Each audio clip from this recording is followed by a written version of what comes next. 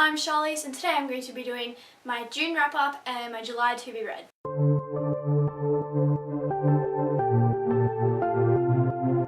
So June was an okay month for me.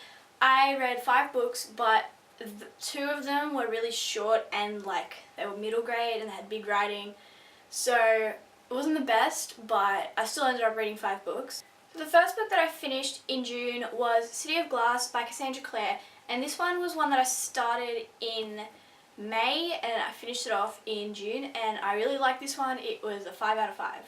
The second book I read in June was Once by Maurice Gleitzman, and this was a reread for me, and I don't have it to show you because I borrowed it from the library and it's been returned already, but I ended up giving it 4 out of 5 stars. The third book that I read in June was Then by Maurice Gleitzman, and it is the sequel to Once by Maurice Gleitzman, and I really liked this one. It was 5 out of 5 stars. The fourth book that I finished in June was one that I had to read for school, and that was To Kill a Mockingbird by Harper Lee, and I actually really liked this. It was 5 out of 5 stars. I really enjoyed this one. It's a classic. If you're looking for a classic to read, then you should read this because I liked it. No one else in my class did though, so that might be saying something. But I liked it, and I liked it a lot. Yeah.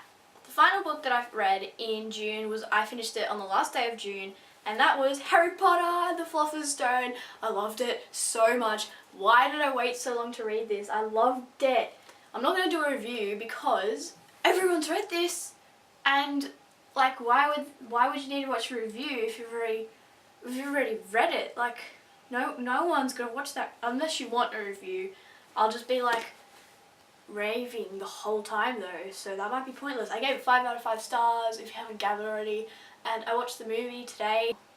This is the start of something that's never going to end. On to the books that I plan on reading in July. I don't have a very set in stone list because there's the BookTube readathon coming up, which I will be participating in, and I have a bank of books that I can read, because if you're in a readathon and you're like, I don't like this book, you can't just force yourself to read it because then you're not going to read as much. Or if it's a confusing book, you don't want to read it in 2 hours and then be like, what did I just read? Basically, I only have 3 books that I'm going to say in this, and these are the ones that I want to read before that readathon. Hopefully. I might not finish all 3, it might just be 2. It has to be at least 2 though. I'll make a separate video closer to the day of the BookTube readathon telling you guys the books that I can choose from to read. The first book that I want to read is Catching Fire by Suzanne Collins. I've already started this. I'm only 12 pages in because weird grudge against this series, but I promise you, I will enjoy this. You will read it and you will enjoy it, Charlize. The next 2 books I don't have to show you, but the second book that I want to read is Clockwork Angels, which it is suggested by Cassandra Clare that you read her books in publication order, and after City of Glass is actually Clockwork Angels, and they say it's just better to read it that way. It doesn't matter though, so I'm going to be reading that one after I finish Catching Fire, which just watch me take 6 months to read that. No, you're going to read it and you're going to love it.